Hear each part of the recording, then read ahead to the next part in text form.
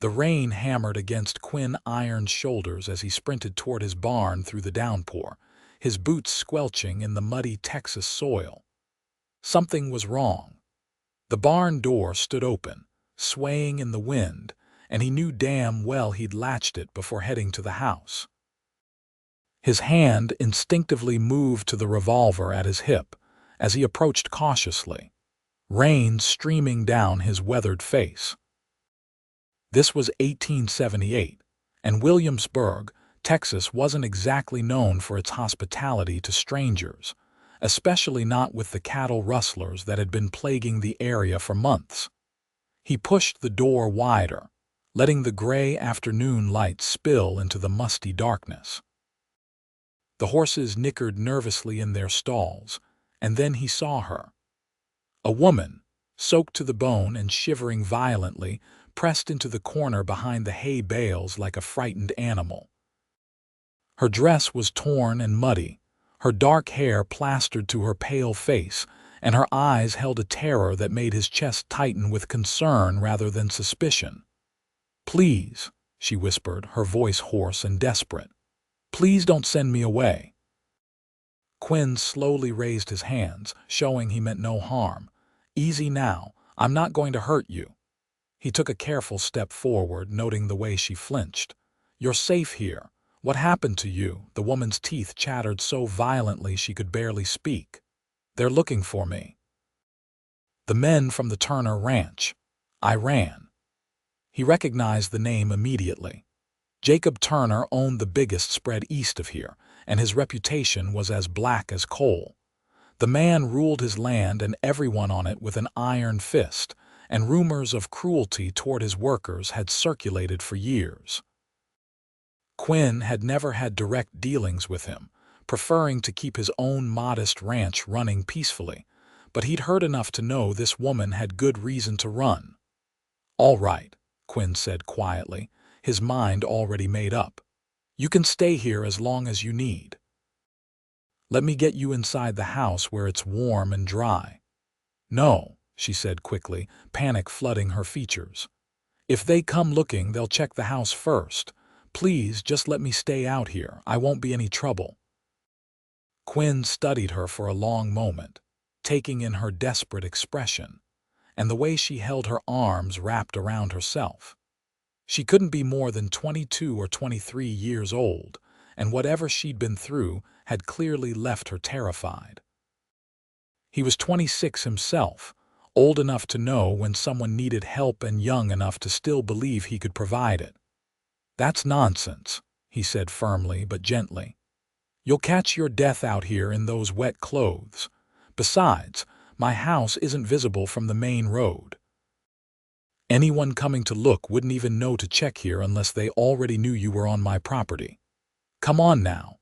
I've got a fire going and hot coffee on the stove." She hesitated, her dark eyes searching his face for any sign of deception or danger. Whatever she saw there must have reassured her, because she finally nodded and allowed him to help her to her feet. She swayed slightly, and he realized she was not just cold but exhausted and possibly injured.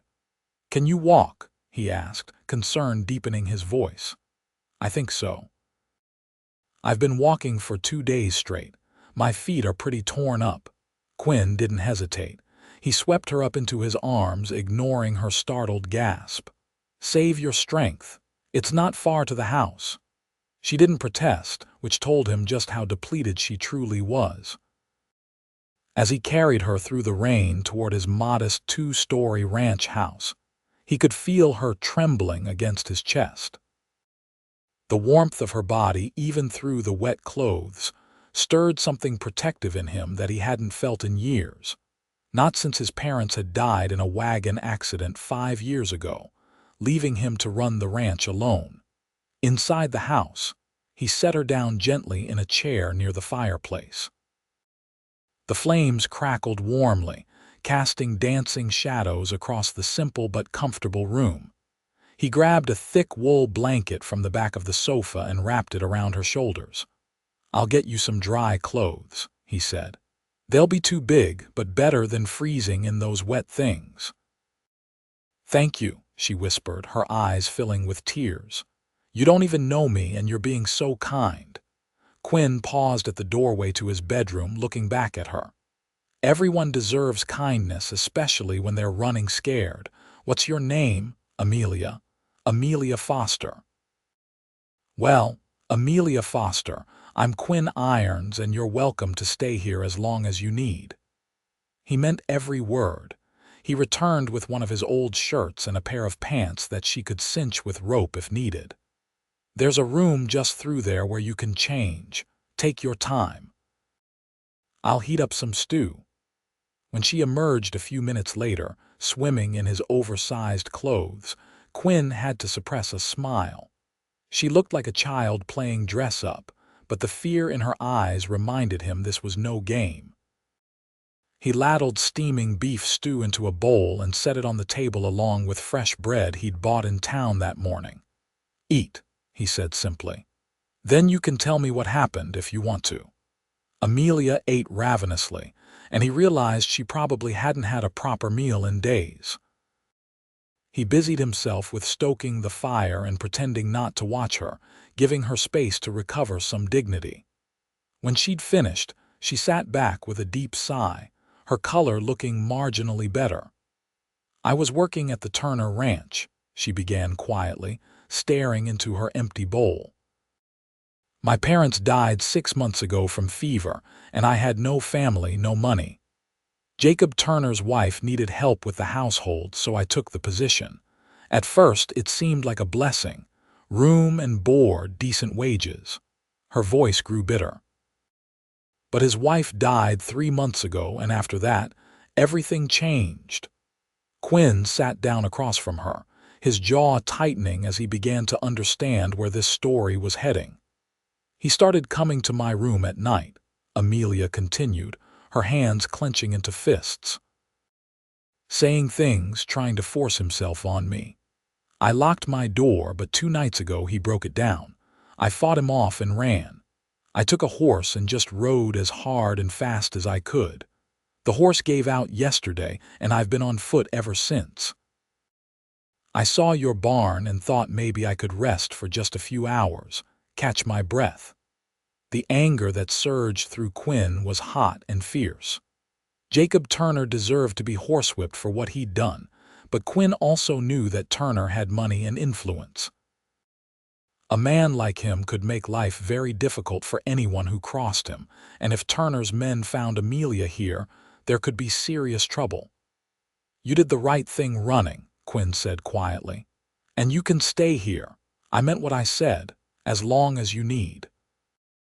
"But if they find me here, they'll cause problems for you," Amelia protested. "I can't ask you to risk that." "You didn't ask, I offered." Quinn's voice was firm, brooking no argument. "This is my land, and I decide who's welcome on it. Besides, Turner's men have no legal right to drag you back.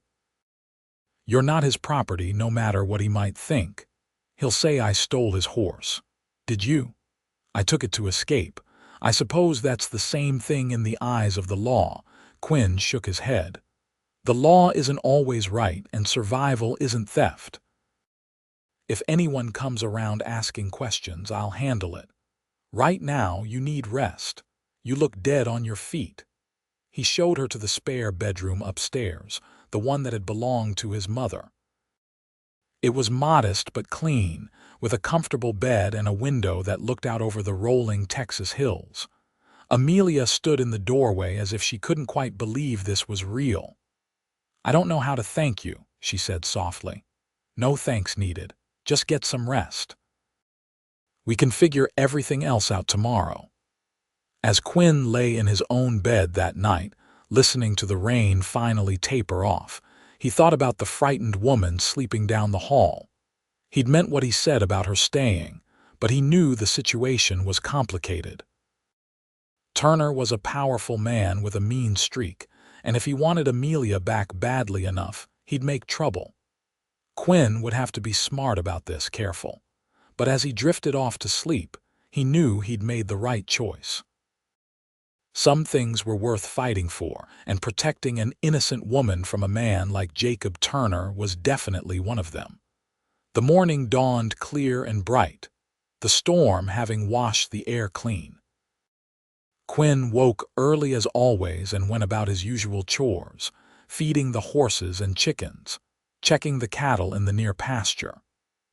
When he returned to the house, he found Amelia already awake, standing at the kitchen window and watching the sunrise paint the sky in shades of pink and gold. "How did you sleep?" he asked, hanging his hat on the peg by the door. "Better than I have in months," she admitted. "It's the first time in a long while I've felt safe enough to really sleep." Something in the way she said it made Quinn's heart ache. No one should have to live in constant fear. "Are you hungry? I can make breakfast." "Let me," Amelia said quickly. "Please, I need to do something useful and I'm a good cook." Quinn hesitated, then nodded. "All right. Eggs are in the basket there, bacon's in the cold box, and there's flour for biscuits in the pantry." He watched as she moved around the kitchen with easy competence, her movements graceful despite the oversized clothes and her obvious exhaustion. She'd pulled her dark hair back into a simple braid, and in the morning light, he could see that beneath the fear and fatigue, she was quite beautiful. The thought surprised him. He hadn't noticed a woman that way in years, not since Sarah Miller had married the banker's son and moved to Dallas. "You really know your way around a kitchen," Quinn observed as the scent of bacon filled the air. "My mother taught me. She was an excellent cook." Amelia's voice grew wistful. "She and my father ran a small restaurant in Austin before the fever took them. I grew up in that kitchen. Austin's a fair distance from here. How'd you end up in Williamsburg? After they died, I couldn't keep the restaurant going on my own. I sold everything and came here because I'd heard there were opportunities for work. I wish I'd never laid eyes on this town." The bitterness in her voice was sharp as a knife. Quinn wanted to tell her that Williamsburg wasn't all bad, that there were good people here too, but he understood her anger. "Not everyone here is like Turner," he said instead. "There are decent folks. Present company included," Amelia said softly, meeting his eyes. "You've been nothing but kind to me, and I'm a complete stranger." "Maybe that'll change," Quinn said. "The stranger part, I mean. If you're going to stay for a while, we should probably get to know each other." They ate breakfast together, and Quinn found himself telling her about the ranch, about his parents, and how he'd taken over after their deaths. She listened intently, asking questions that showed genuine interest. In turn, she told him more about her life in Austin, about her parents and the dreams she'd once had of expanding their restaurant into something bigger. "Those dreams seem foolish now," she said, pushing eggs around her plate. "I'm just trying to survive, to stay free." "Dreams aren't foolish," Quinn said firmly. "They're what keep us going. Don't give up on yours just because you've hit a rough patch." Before Amelia could respond, the sound of horses approaching made them both freeze. Quinn rose quickly, moving to the window. 3 men on horseback were riding up the path toward his house, and his stomach sank when he recognized the leader. It was Carl Winters, Jacob Turner's foreman, a hard man with a cruel mouth and cold eyes. "It's them," Amelia whispered, her face going white. "They found me." "Get upstairs and stay quiet," Quinn ordered, his voice calm despite the tension coiling in his gut. "I'll handle this." Amelia fled up the stairs as Quinn stepped out onto the porch, making sure to close the door firmly behind him. The 3 men reined in their horses, and Carl Winters touched his hat in a mockery of politeness. "Morning, Irons," Winters said. "We're looking for a woman who ran off from the Turner ranch 2 nights ago. Dark hair, about 22 years old. You seen anyone matching that description?" Quinn kept his expression neutral, his hand resting casually near his revolver. "Can't say that I have." "What did she do, this woman you're looking for?" "Stole a valuable horse and some money from Mr. Turner," Winters said smoothly. "He wants her brought back to face justice." Quinn knew it was a lie, could see it in the way Winter's eyes shifted away from his. Justice, huh? That's a matter for the sheriff, seems to me. What are you boys doing riding around looking for her? Mr. Turner wants to handle this privately, one of the other men said, a younger fellow with a mean streak evident in his sneer. It's ranch business. Well, like I said, I haven't seen anyone, Quinn replied evenly. And I'd appreciate it if you'd move along. I've got work to do. Winter's eyes narrowed. You mind if we take a look around, just to be sure? Yeah, I mind, Quinn said, his voice hardening. This is my property and you've got no right to search it without the sheriff and a warrant. You want to do this legal, go get the law involved. Otherwise, ride on. For a tense moment, Quinn thought Winters might push it. The foreman's hand moved toward his gun, and Quinn's own hand tightened on his revolver. But then Winters seemed to think better of it, perhaps recognizing that Quinn wasn't the kind of man to back down easily. We'll be back, Winters promised, his voice full of menace. And if we find out you're hiding her, there'll be hell to pay. I look forward to it, Quinn said coldly. Now get off my land. The three men wheeled their horses around and rode off, kicking up dust. Quinn stood on the porch until they were out of sight, then went back inside. Amelia was standing at the top of the stairs, her face pale but composed. They're going to come back, she said quietly. You should let me go before this gets worse.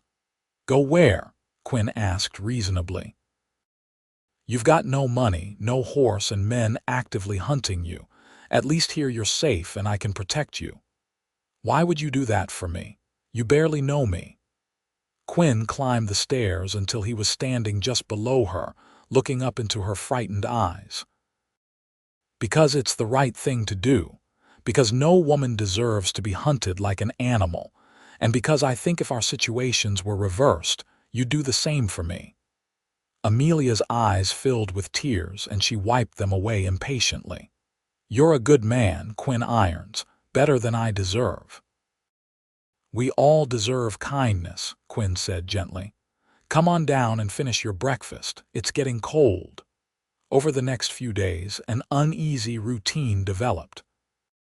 Quinn went about his ranch work while Amelia stayed close to the house, helping with cooking and cleaning despite his protests that she was a guest, not a servant. She insisted she needed to feel useful, and he understood that need. Idleness would only give her time to dwell on her fears. They talked more as they worked side by side. Quinn found himself looking forward to mealtimes, to the sound of her voice and her quick laugh when he said something amusing. She was intelligent and well-read, having devoured every book in her parents' small library. They debated everything from politics to poetry, and Quinn was surprised to find how much he enjoyed having someone to really talk to. Ranch life was solitary, and he hadn't realized how much he'd missed meaningful conversation, but the shadow of Jacob Turner hung over everything. Quinn rode into town on the fourth day to gather supplies and to gauge the mood. What he heard disturbed him. Turner had indeed reported Amelia to the sheriff, claiming she'd stolen a valuable thoroughbred and $200. The sheriff, a man named Tom Bradshaw who was decent enough but weak when it came to standing up to powerful men, had issued a warrant for her arrest. Quinn also learned that Turner had offered a $50 reward for information leading to Amelia's capture. $50 was a fortune to most folks in Williamsburg, enough to tempt even honest men to turn a blind eye to the truth. Quinn knew he'd have to be even more careful now. When he returned to the ranch, he told Amelia what he'd learned. She took the news with a quiet resignation that broke his heart. I should turn myself in, she said softly. At least then I could tell my side of the story. And you think anyone would believe you over Jacob Turner? Quinn asked sharply. He's rich and influential, and you're a woman with no family and no resources. They'd convict you before you finish speaking. So what do I do? Hide here forever? Quinn had been thinking about this very question. No, but we need to be smart. I'm going to talk to a few people, see if I can find someone who might be willing to stand up to Turner, someone with enough influence to make a difference. Who would do that? Judge Harrison, maybe. He's retired now, but he still has weight in this county, and he's not the kind of man who tolerates injustice. If I can convince him to look into this, he might be able to help. It was a slim hope, but it was something. Amelia nodded slowly. All right. But Quinn, if this becomes too dangerous for you, I want you to promise me you'll let me go. I won't have you hurt because of me. Don't worry about me, Quinn said, though her concern warmed something deep inside him. I can take care of myself. That evening, as they sat together by the fire after supper, Quinn became acutely aware of how much Amelia's presence had changed his home. The house felt alive again, filled with warmth and laughter instead of the lonely silence he'd grown accustomed to. He found himself watching her as she mended one of his shirts, her fingers deft with the needle, and wondering what it would be like if she stayed permanently, not as a fugitive seeking shelter, but as something more. The thought startled him. He barely knew her, had known her less than a week, yet he couldn't deny the pull he felt toward her. It wasn't just her beauty, though she was lovely. It was her strength, her resilience, the way she'd survived terrible circumstances without losing her compassion or her hope. She made him want to be a better man, a stronger man, someone worthy of her trust. "What are you thinking about?" Amelia asked, looking up from her mending with a curious smile. Quinn felt heat rise in his cheeks. "Nothing important, just wool gathering." "You get this faraway look in your eyes when you're deep in thought. I've noticed it before." "Do I?" Quinn shifted uncomfortably, unused to being observed so closely. "You do." She set down the mending and regarded him thoughtfully. "You're planning something, aren't you?" "Something about my situation." He couldn't lie to her. "I'm going to ride out to Judge Harrison's place tomorrow. It's about a half-day's journey, so I'll be gone most of the day." "Will you be all right here alone?" Worry creased her brow. "What if Turner's men come back while you're gone?" "They won't. I spread word in town today that I'm planning to be away, but I made sure to say I'd be gone for 2 days, checking on some cattle in the far pasture. Anyone watching will think the place is empty and not worth checking until I'm supposedly back. But you'll only be gone 1 day." "That's right. I'll be back before dark. Just stay inside, keep the doors locked, and don't show yourself at the windows. You'll be fine." Amelia looked uncertain but nodded. "All right, but please be careful. If Turner finds out you're helping me, there's no telling what he might do." "I told you not to worry about me," Quinn said with more confidence than he felt. The truth was, he knew he was taking a risk. Turner was the type of man who didn't like being crossed, and if he suspected Quinn was harboring Amelia, things could get ugly. But Quinn had never been one to back down from doing what was right, and he wasn't about to start now. The next morning dawned cool and misty.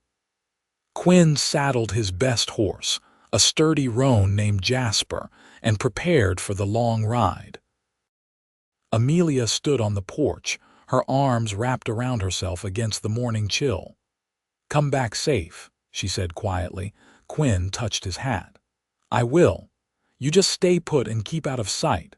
The ride to Judge Harrison's property took him through some of the most beautiful country in Texas. Rolling hills covered in golden grass, stands of live oak trees casting dappled shadows, and a sky so blue it hurt to look at. Quinn used the time to organize his thoughts, to figure out exactly how he'd present Amelia's case to the judge.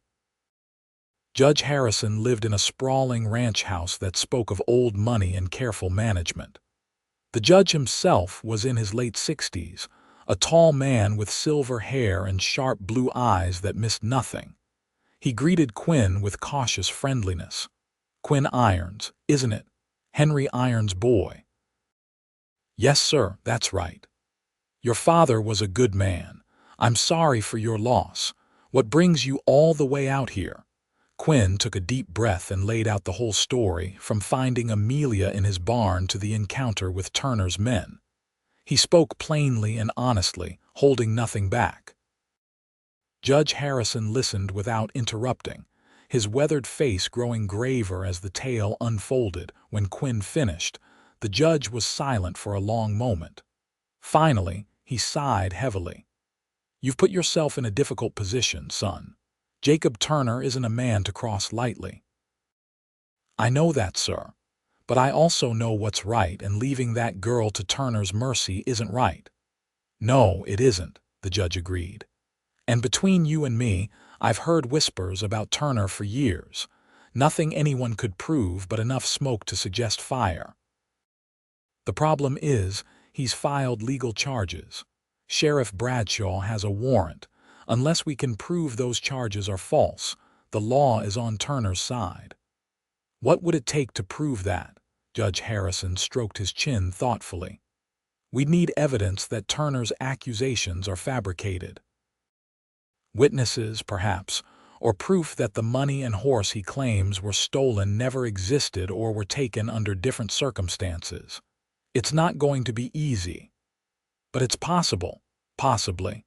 I can make some inquiries, talk to people who have worked for Turner in the past. If this girl isn't the first woman he's mistreated, there might be others willing to come forward, especially if they know they'll be protected." The judge fixed Quinn with a penetrating stare. "But I need to know you're committed to this. If we start stirring up trouble and you get cold feet, that girl will be left in a worse position than before." "I'm committed," Quinn said firmly.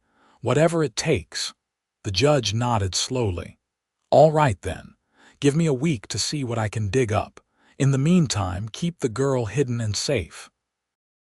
Don't let Turner's men find her, and for God's sake, don't do anything rash. Let the law work, even if it works slowly." Quinn rode back to his ranch with a lighter heart. It wasn't a solution, not yet, but it was hope. The sun was setting as he approached his property, painting the sky in brilliant oranges and purples. He was looking forward to telling Amelia about his conversation with the judge, to seeing the relief on her face. But as he drew closer to the house, his good mood evaporated. Something was wrong. The front door stood slightly ajar, and his horses in the corral were agitated, pacing nervously. Quinn drew his revolver and approached cautiously, his heart pounding. "Amelia," he called out as he pushed the door open wider. The house was in disarray. Furniture had been overturned, and his mother's good china lay shattered on the floor. Quinn's blood ran cold as he searched the rooms, calling Amelia's name. She was nowhere to be found. Then he saw it. A note pinned to the kitchen table with a knife. The message was brief and brutal. "We have the girl. She'll hang unless you bring her to town tomorrow at noon to face justice. Try anything clever and things will go bad for both of you. This is your only warning." It wasn't signed, but it didn't need to be.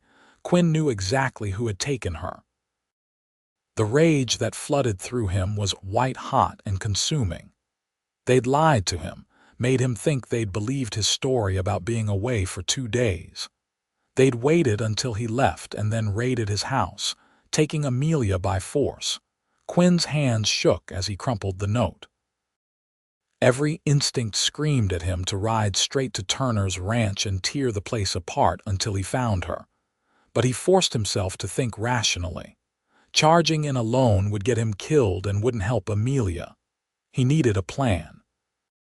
He spent the night pacing his ransacked house, considering and discarding options. By dawn, he'd made his decision. He would go to town as the note demanded, but he wouldn't be going alone. He saddled Jasper and rode hard back to Judge Harrison's place, arriving just as the sun crested the horizon. The judge listened to Quinn's hurried explanation with a deepening frown.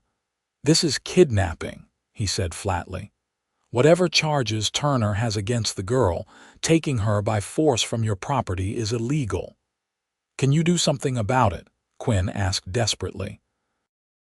They want me to bring her to town, but they already have her. I think it's a trap." "Of course it's a trap," Judge Harrison said grimly. "Turner wants to either force you to publicly abandon the girl or to have you arrested alongside her if you make a fuss. Either way, he wins." The judge stood, his jaw set with determination. "But he's made a mistake this time. He's overstepped, and I'm not going to let him get away with it. Get ready to ride. We're going to Williamsburg, and we're going to settle this today." The judge brought 4 of his ranch hands, all armed and loyal. They made an impressive group as they rode into Williamsburg just before noon. The town's main street was unusually crowded. Word had apparently spread that something significant was going to happen, and people had gathered to watch. Quinn spotted Sheriff Bradshaw standing outside the jail, looking deeply uncomfortable. Jacob Turner stood beside him, a tall man in his 50s with a cruel, handsome face and expensive clothes. And between them, wrists bound, stood Amelia. Her face was bruised and her dress was torn. The sight of her injuries sent another wave of rage through Quinn. "That's far enough, Irons," Turner called out as Quinn and his group approached. "You've caused me a lot of trouble over a simple thief. I'm prepared to let this go if you admit you were harboring a criminal and agree to pay restitution for my stolen property." Before Quinn could respond, Judge Harrison urged his horse forward. "Jacob Turner, you're under arrest for kidnapping and assault." Turner's confident expression faltered. "What? You have no authority, Harrison. You're retired." "But I'm not," said a new voice. A man stepped out of the crowd wearing a U.S. Marshal's badge. He was middle-aged and stern-faced. "I'm Marshal Davis, and Judge Harrison has sworn out a complaint against you for multiple crimes." "You're coming with me." Quinn felt a surge of gratitude toward the judge, who had apparently sent word to the marshal's office during the night. Turner's face went purple with rage. "This is outrageous. I'm the victim here. That woman stole from me." "Then you can make your case in court," Marshal Davis said calmly. "But first, we're going to address the fact that you sent men to forcibly remove a woman from private property without legal authority, and that she's been beaten while in your custody." "I never touched her," Turner protested. "My men brought her in, and she was already like that." "Your men who act on your orders," the marshal pointed out. "Either way, you're responsible. Sheriff Bradshaw, release the woman." The sheriff looked relieved to be given clear instructions. He quickly untied Amelia's bonds, and she stumbled forward. Quinn was off his horse in an instant, catching her before she fell. She clung to him, trembling. "I'm so sorry," she whispered. "They came while you were gone. I tried to hide, but there were so many of them." "It's not your fault," Quinn murmured, holding her close. "You're safe now. I've got you." The scene that unfolded over the next hour was immensely satisfying to Quinn. Marshal Davis arrested not only Turner but also Carl Winters and 2 other men who'd participated in the kidnapping. Judge Harrison then addressed the crowd, explaining in clear, ringing tones exactly what had happened and why. "This isn't about theft," the judge declared. "This is about a powerful man who believes he can do whatever he wants to whomever he wants. But in Texas, we have laws, and those laws apply to everyone, rich or poor. Jacob Turner will stand trial for his crimes, and if any of you have information about his activities, I urge you to come forward." To Quinn's surprise, people did come forward. A former housemaid stepped out of the crowd and told a story eerily similar to Amelia's. Then another woman, and another. It seemed Turner had a long history of mistreating female employees, and now that someone was finally standing up to him, the floodgates opened. By the end of the day, Turner was in jail, facing enough charges to put him away for years. The charges against Amelia were dropped when it became clear that the so-called stolen horse had actually belonged to the ranch. not to Turner personally, and that Amelia had taken it in genuine fear for her safety, which constituted justifiable circumstances. The money Turner claimed she'd stolen had never existed. As the sun set on that tumultuous day, Quinn drove Amelia back to his ranch in a borrowed wagon, her injuries too painful for horseback riding. She sat close to him on the bench seat, and he was acutely aware of her warmth and the trust she placed in him. "Thank you," she said quietly as they drove, "for everything, for taking me in, for believing me, for fighting for me." "You don't need to thank me," Quinn said. "I just did what anyone should have done. But you're not just anyone." Amelia turned to look at him, her dark eyes serious. "You're the best man I've ever known, Quinn Irons, and I don't know what I would have done without you." Something in her gaze made Quinn's breath catch. The connection between them felt electric, charged with possibility. He wanted to tell her how he felt, how she'd changed everything for him in just a few short weeks, but the timing felt wrong. She'd been through so much, and he didn't want to pressure her or make her feel obligated. "You're stronger than you think," he said instead. "You survived and you never gave up. That takes real courage." They rode the rest of the way in companionable silence, but Quinn felt the weight of unspoken words between them. Back at the ranch, he helped her down from the wagon and into the house. A neighbor woman he'd asked to help had already cleaned up the mess from the break-in, and the house looked normal again. "You should rest," Quinn said. "Doc Miller said those bruises need time to heal." Amelia nodded but didn't move toward the stairs. Instead, she looked around the house as if seeing it for the first time. "I don't have anywhere else to go," she said softly. "The offer you made about staying as long as I need, does that still stand?" "Of course it does. Stay as long as you want." "Forever, if that suits you." The words came out before Quinn could stop them, and he felt heat rise in his face. But Amelia smiled, a real smile that lit up her whole face despite the bruises. "Forever might be exactly what I need." The days that followed fell into a rhythm that felt almost too perfect to be real. Amelia's bruises healed, and her smiles came more frequently. She threw herself into helping around the ranch, not because she felt obligated, but because she genuinely wanted to. She had a way with the animals that amazed Quinn, and she picked up ranch skills quickly.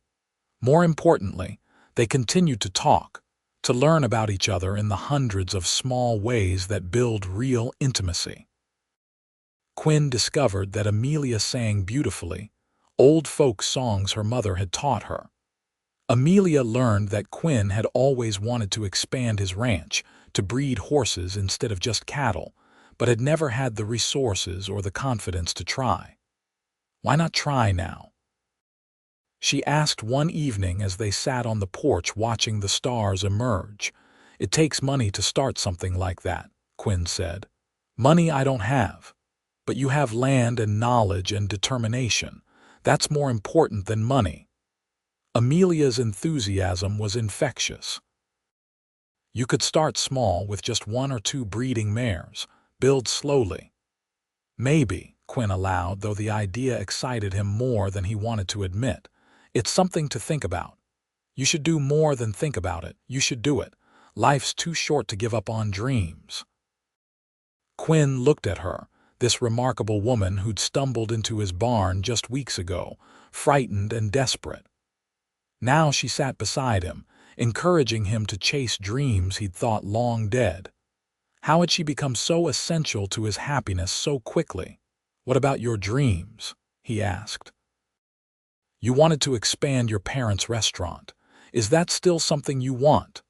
Amelia was quiet for a moment, staring out at the darkened hills. "I think my dreams have changed. The restaurant was my parents' dream, really. I loved it because they loved it, because it made them happy. But maybe it was never truly mine. What is truly yours?" She turned to look at him, and in the starlight her eyes were luminous. "I'm still figuring that out, but I think it might involve wide, open spaces, good people, and a place where I can build something lasting, something real. The air between them seemed to shimmer with possibility. Quinn wanted desperately to kiss her, to tell her that he was falling in love with her, but he held back. It was too soon, wasn't it? She'd been through trauma, and he didn't want her to feel pressured or to mistake gratitude for something deeper. But Amelia must have seen something in his expression because she leaned closer. "Quinn, can I ask you something? Anything? Do you ever wish I hadn't come here? That you'd never found me in your barn that night?" "Never," Quinn said fiercely. "Finding you was the best thing that's happened to me in years. You've brought life back to this place to me. I was just existing before, going through the motions. You made me remember what it's like to really live." "I feel the same way," Amelia whispered. "About you. You saved my life, but more than that, you gave me hope. You made me believe that good men still exist, that kindness isn't just a fairy tale. You make me want to be brave." Quinn couldn't hold back any longer. He cupped her face gently in his rough, work-worn hands, giving her every chance to pull away. Instead, she leaned into his touch, her eyes fluttering closed. When he kissed her, it was soft and sweet, full of all the emotions he hadn't known how to express with words. Amelia kissed him back with equal tenderness, her hands coming up to rest against his chest. The kiss deepened, and Quinn felt something inside him click into place, like a puzzle piece he hadn't known was missing. This was right. She was right. Whatever challenges lay ahead, he knew with absolute certainty that he wanted to face them with this woman by his side. When they finally pulled apart, both breathless, Amelia rested her forehead against his. "I love you," she said simply. "I know it's fast and maybe I'm crazy, but I love you, Quinn Irons." "You're not crazy," Quinn said, his voice rough with emotion. "And I love you too, Amelia Foster. I think I have since the moment I found you in that barn, looking at me like I might be either your salvation or your doom." She laughed, a joyful sound that made his heart soar. "You were definitely my salvation. You are my salvation." They sat together under the stars for hours, talking about the future, about possibilities and dreams. Quinn proposed the idea that had been forming in his mind for days now. "Marry me," he said.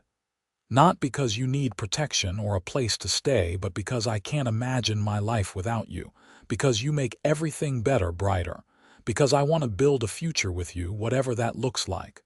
Amelia's eyes filled with happy tears. "Yes. Yes. Absolutely yes." They were married 3 weeks later in a simple ceremony at the Williamsburg church. Judge Harrison gave Amelia away, and half the town attended. The trial of Jacob Turner had become big news, and public sentiment had turned firmly against him.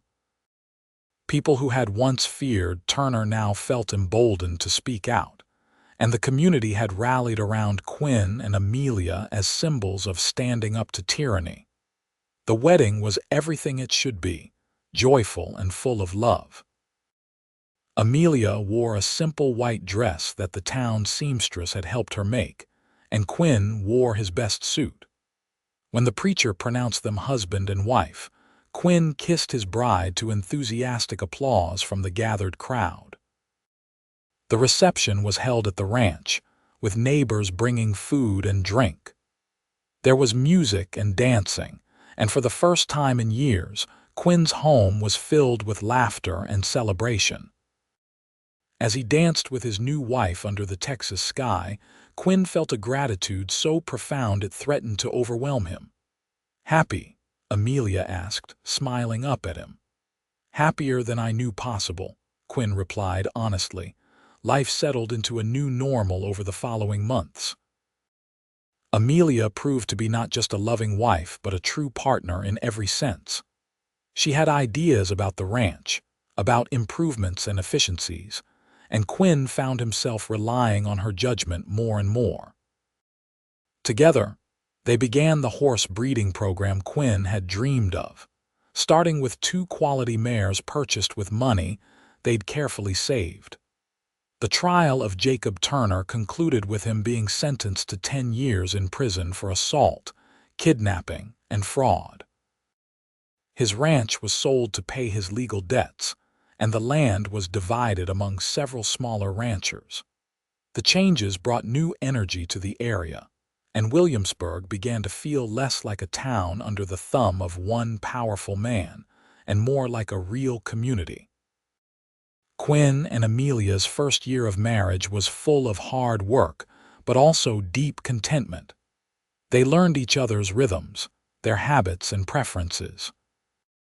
They argued occasionally, usually about small things like whether to plant corn or wheat in the south field, but they always resolved their disagreements with honest communication and mutual respect.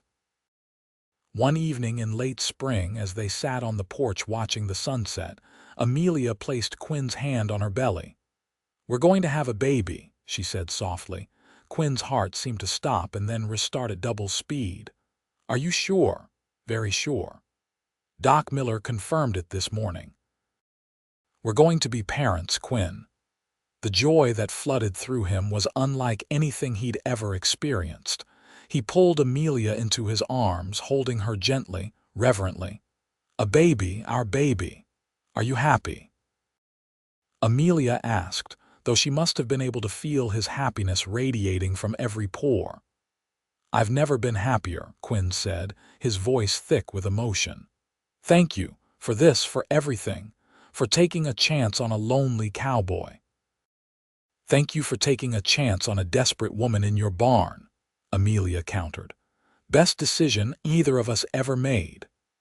Their son was born on a crisp autumn morning, entering the world with a lusty cry that announced his arrival to everyone within earshot. Quinn held the tiny, perfect infant in his large, trembling hands and felt his heart expand to make room for this new, overwhelming love. "What should we name him?" Amelia asked, exhausted but glowing with maternal pride. "I was thinking Thomas, after my father," Quinn said. "Thomas Henry Irons." "What do you think? It's perfect." "Hello, Thomas. Welcome to your family."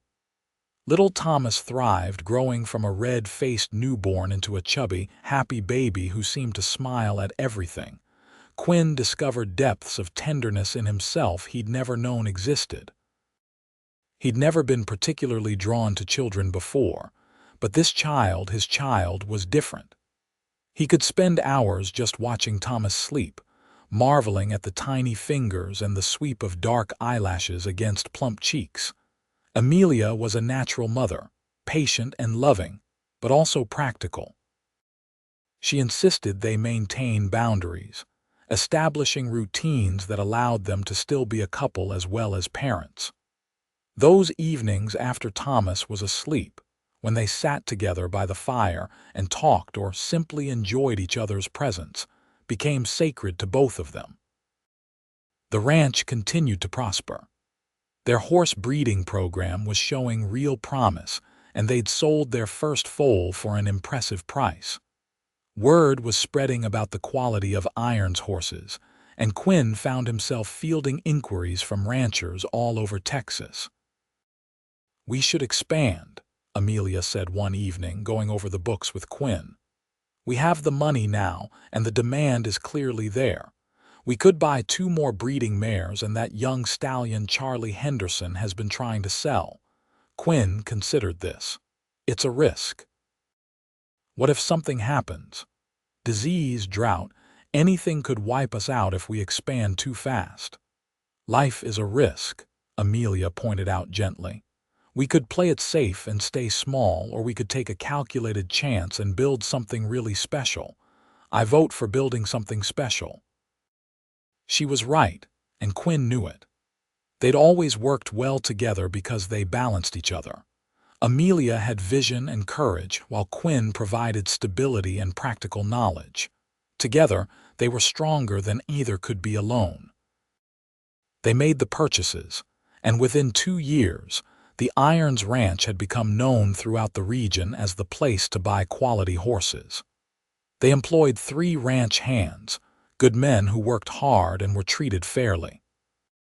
The house had been expanded to accommodate their growing family, with 2 more children born in quick succession, both girls that they named Margaret and Elizabeth.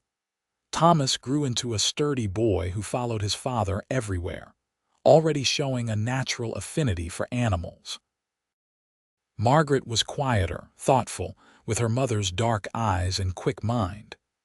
Elizabeth was still a baby, all giggles and chubby limbs, utterly adored by everyone in the family. On their 5th wedding anniversary, Quinn and Amelia stood together on the porch, watching their children play in the yard. The sun was setting, painting the sky in brilliant golds and pinks, and Quinn's arm was around his wife's waist. "You ever think about that night?" Amelia asked. "The night I stumbled into your barn." "All the time," Quinn admitted. "I think about how different my life would be if I'd made a different choice, if I'd turned you away or handed you over to Turner's men. The thought terrifies me. But you didn't. You chose kindness. You chose me." "Best choice I ever made." Quinn pulled her closer. "You know what's funny? I used to think I was happy before you came. I had my ranch, my routine, my quiet life. I thought that was enough, but it wasn't really happiness. It was just absence of unhappiness. You taught me the difference." Amelia turned to face him fully, her expression tender. "You taught me too.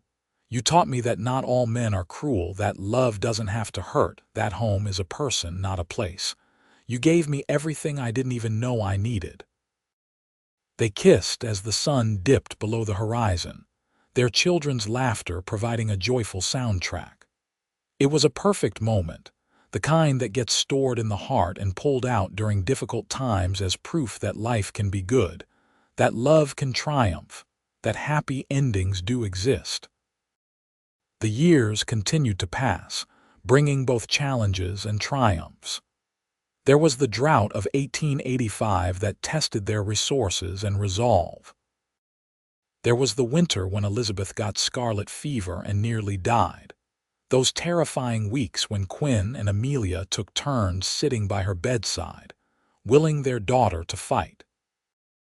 There was the joy of watching Thomas take his first solo ride, of Margaret's delight in learning to read, of Elizabeth's first day of school. Through it all, Quinn and Amelia remained each other's anchor. They'd built something rare and precious, a partnership based on mutual respect, trust, and a love that deepened with every passing year. They still talked for hours, still discovered new things about each other, still made each other laugh. The ranch continued to grow. They eventually owned over 300 acres and had built a reputation as one of the finest horse breeders in Texas. But success never changed them. They remained grounded, kind to their employees, generous to their neighbors, and committed to their family above all else. Judge Harrison became a regular visitor and a surrogate grandfather to the children. He loved to tell them stories about the old days, carefully edited versions of how their parents had met that made the children's eyes grow wide with excitement. "Your papa is a hero," the judge would say, making Quinn blush. "He stood up for what was right when it would have been easier to look away. That's real courage." As Thomas grew into a young man, tall and strong like his father, he showed an interest in taking over the ranch someday. Quinn taught him everything he knew, sharing not just the practical knowledge of ranching but the deeper lessons about integrity, hard work, and treating people fairly. Margaret discovered a love for teaching and announced her intention to become a school teacher. Quinn and Amelia supported her dream wholeheartedly, proud of her compassion and intelligence. Elizabeth, the baby of the family, showed signs of inheriting her mother's business acumen, already helping with the ranch accounts at just 10 years old. One summer evening, when Quinn was 40 and Amelia was 37, they took a rare evening to themselves, riding out to a secluded spot on their property where a small creek bubbled over smooth stones. They'd packed a simple picnic and spread a blanket under an ancient oak tree.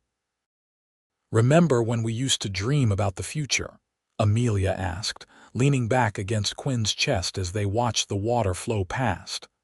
"Back when we were newlyweds and everything was possibility. I remember. We had such grand plans." "I think we exceeded them," Amelia said softly. "I don't think either of us imagined we could be this happy, that we could build something this wonderful." Quinn kissed the top of her head. "You're right. Younger me would be amazed at how things turned out, but you know what? I'm not done dreaming. I want to see our children grow up, see who they become. I want to meet our grandchildren someday. I want to grow old with you, Amelia, and I want every single year we have left." "That's a beautiful dream," Amelia said, turning to kiss him. "And I share it, every part of it." They made love under the oak tree that evening, their passion tempered by years of familiarity, but no less intense for it. The intimacy they shared was deeper than physical, a connection of souls that had been forged through shared trials and triumphs. As they lay together afterward, watching the stars emerge one by one in the darkening sky, Quinn thought about the journey that had brought them here. It had started with a terrified woman seeking shelter and a cowboy who'd chosen compassion over caution. Such a simple beginning for something so profound. "Thank you," he whispered into the gathering darkness. "For what?" Amelia asked sleepily, her head on his shoulder. "For staying, for loving me, for building this life with me." "Thank you for giving me a life worth living," Amelia replied. "For seeing me when I was at my lowest and choosing to see my potential instead of my problems. I love you, Quinn Irons. I always will." "I love you too, Amelia, more than words can express." The years continued their steady march. Thomas married a sweet girl from town and took over more of the ranch operations, allowing Quinn to slow down a bit. Margaret became the school teacher she'd dreamed of being, beloved by her students. Elizabeth eventually took over the business side of the ranch, her sharp mind for numbers proving invaluable. Quinn and Amelia became grandparents, and it was every bit as wonderful as Quinn had imagined. There was Thomas and his wife, Sarah's son Quinn Jr., named after his grandfather and absolutely adored by everyone. Then came Margaret's twins, born while she was between teaching positions. Elizabeth remained unmarried longer, focused on her career, but eventually found love with a neighboring rancher's son. As Quinn entered his 60s, his hair more silver than brown and his movements a bit slower, he spent more time in the rocking chair on the porch, Amelia beside him. They'd watch their grandchildren play in the yard, much as they'd once watched their own children. "We did good, didn't we?" Quinn said one evening, reaching for Amelia's hand. "We did very good," Amelia agreed, lacing her fingers through his. Her hair was silver too now, and her face bore the lines of a life well lived, but to Quinn, she was as beautiful as she'd been that first night in the barn. Maybe more so, because now her beauty was layered with all the memories they'd built together. "You ever regret it?" Quinn asked. "The life we built here. Do you ever wonder what might have been if you'd gone somewhere else, become something different?" "Never," Amelia said firmly. "This is exactly where I was meant to be, with you, with our family on this land. Every choice I made after that night I found you or you found me led to this. Why would I regret perfection?" Quinn smiled. "I wouldn't call it perfect. We had our rough patches. Name one marriage that doesn't, but we worked through them together. That's what matters. We chose each other every single day, even when it was hard. Especially when it was hard." She was right, of course. Their love hadn't been some fairy tale where everything was always easy and beautiful. It had been real and sometimes messy, full of arguments and reconciliations, challenges, and compromises. But it had been worth it, every single moment. On their 50th wedding anniversary, the family threw them a huge celebration. It seemed like half of Texas showed up, friends and family and business associates. There was music and dancing, speeches and toasts. Quinn and Amelia renewed their vows in front of everyone, their voices strong despite their age. When Quinn looked into Amelia's eyes and promised to love her for the rest of his days, he meant it with the same intensity he'd meant it 50 years earlier. When Amelia promised to stand by his side through whatever came, her voice rang with absolute conviction. Their oldest grandson, Quinn Jr., now a young man himself, stood up to make a toast. "To my grandparents," he said, raising his glass. "You've shown all of us what real love looks like. Not the easy kind, but the kind that endures, that grows stronger with time.